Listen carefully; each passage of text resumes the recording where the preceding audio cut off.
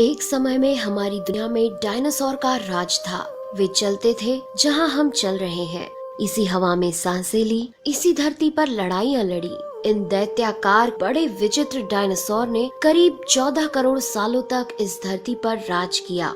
इन dinosaur की कई हजार प्रजातियां थी। इनमें से कुछ शाकाहारी थे, कुछ मांसाहारी, तो कुछ डायनासोर बहुत ही शांत स्वभाव के थे। वहीं कुछ डायनासोर बहुत ही हिंसक और खतरनाक थे। ये उस समय के सबसे सफल जीव थे। लेकिन फिर अचानक ऐसा क्या हुआ? आखिर वह कौन सी घटना थी जिसने इनका नामो निशान ही मिटा दिया? इसे जानने के लिए हमें करोड़ों साल पीछे जाना होगा और डायनासोर्स के उस अंतिम दिन को करीब से देखना होगा।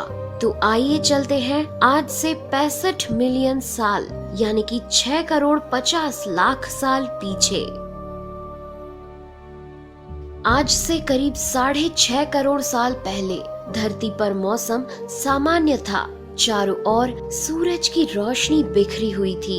लंबे लंबे पेड़ों से टकराती समुद्र की ठंडी हवाएं और चारों तरफ डायनासोर के चिल्लाने चिंघाड़ने की आवाजें। जब ये सारी डायनासोर प्रजाति बड़े ही आराम से धरती पर अपना जीवन बिता रही थी, तब 10 करोड़ साल पहले ही इनकी किस्मत लिखी जा चुकी थी। 10 करोड़ साल पहले एक छोटा एस्ट्रॉयड का टुकड़ा जो सुदूर अंतरिक्ष से आ रहा था, वह पृथ्वी से लगभग 20 करोड़ मील दूर मंगल और बृहस्पति के बीच बने क्षुद्र ग्रह बेल्ट में घूम रहे एक बड़े एस्ट्रॉयड से जा टकराता है। इस टकराव से उस बड़े एस्ट्रॉयड की दिशा बदल जाती है और वह क्षुद्र ग्रह बेल्ट से निकलकर सीधे पृथ्वी की ओर 22,000 मील प्रति घंटे की रफ्तार से बढ़ने लगता है। जब यह एस्ट्रॉयड पृथ्वी से 3,84,000 किलोमीटर की दूरी पर था, तब धरती से शायद डायनासोर का अंत ना होता यदि यह एस्ट्रॉयड पृथ्वी के उपग्रह चांद से टकराता। लेकिन नियति को कुछ और ही मंजूर था, इसलिए ये बड़ा एस्ट्रॉयड चांद के बहुत नजदीक से गुजर गया। 40 किलोमीटर के व्यास वाला 2 ट्रिलियन मेट्रिक टन का ये एस्ट्रॉयड प्रत्येक सेकंड के साथ साथ धरती के करीब बढ़ता जा रहा था। ये एस्ट्रॉयड जब पृथ्वी के वातावरण के संपर्क में आया तो इसकी रफ्तार एकाएक 70,000 किलोमीटर प्रति घंटा हो गई। पृथ्वी के वायुमंडल में घुसते ही घर्षण की वजह से ये एक भयानक आग के गोले में बदल गया। ये इतनी रफ्तार से धरती की ओर बढ़ रहा था कि सिर्फ 4 मिनट में इसने अटलांटिक ओशियन को पार कर लिया। इसकी चमक इतनी अधिक थी कि धरती पर टकराने से पहले ही हजारों जीव आग के इस दहकते गोले को देखकर पूरी तरह अंधे हो चुके थे। ये जीव उस उल्का को देख नहीं पा रहे थे, लेकिन वह उसकी भयानक गर्मी को महसूस कर रहे थे। कुछ ही क्षण में ये एस्ट्रॉयड मेक्सिको की खाड़ी के पास जमीन से टकराता है और लगभग 35,000 डिग्री सेल्सियस की ऊर्जा वाला एक भयंकर विस्फोट होता है। इस टकराव का विस्फोट लगभग 10 हाइड्रोजन बम के विस्फोट के बराबर था। ये विस्फोट इतना शक्तिशाली था कि इसके टकराते ही धरती की लाखों टन धातु अंतरिक्ष में चली गई। टकराव वाली जगह पर 180 किलोमीटर चौड़ा और 20 किलोमीटर गहरा गड्ढा बन गया।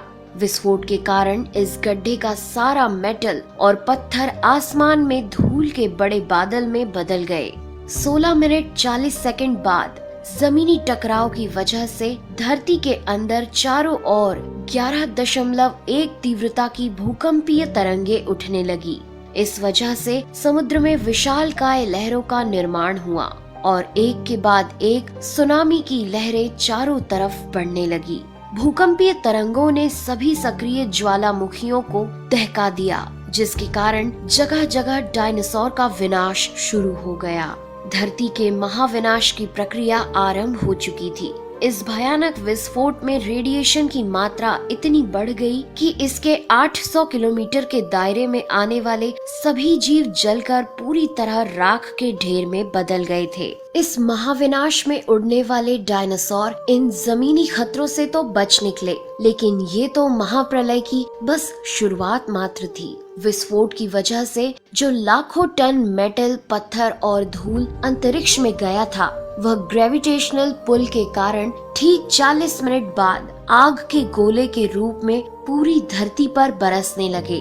साथ ही धूल का एक बहुत बड़ा तूफान 6000 किलोमीटर प्रति घंटे की रफ्तार से पृथ्वी के दूसरी तरफ मौत लेकर आ रहा था। ये धूल के बादल कई किलोमीटर मोटे थे, जिसकी वजह से धरती पर सूरज की रोशनी का पहुंच पाना असंभव हो गया।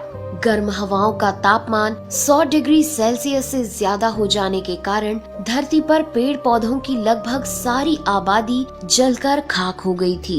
विस्फोट के 90 मिनट बाद धरती का तापमान 200 डिग्री सेल्सियस तक बढ़ गया। इसकी वजह से जो डायनासोर विस्फोट के इलाके से कोसों मील दूर थे, वे भी इस गर्मी से बच नहीं पाए।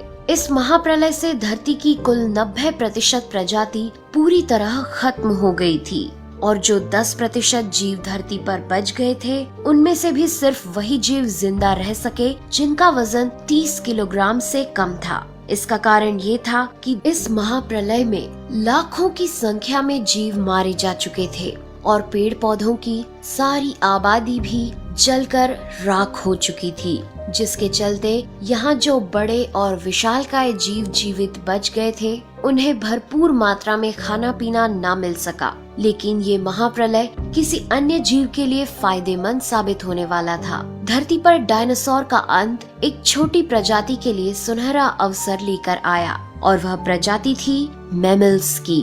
मैमल्स क्या थे, कैसे बच गए महाप्रलय से? डायनासोर के अंत के बाद इंसान कैसे और कहां से आए, ये जानेंगे हम अगले एपिसोड में। यदि आप चाहते हैं कि हम अगला वीडियो जल्द से जल्द बनाएं, तो इस वीडियो पर 2000 लाइक्स जरूर दीजिए और हमारे चैनल को सब्सक्राइब कर हमारा सपोर्ट जरूर करिए। यदि आप नए हैं तो इस चैनल पर हमारे बाकी वीडियो भी जरूर विजिट करें। साथ ही सब्सक्राइब कर नोटिफिकेशन बेल आइकन को भी जरूर दबाएं। मिलते हैं अगले एपिसोड में, तब तक के लिए नेहा आगरकर को दे इजाजत। नमस्कार।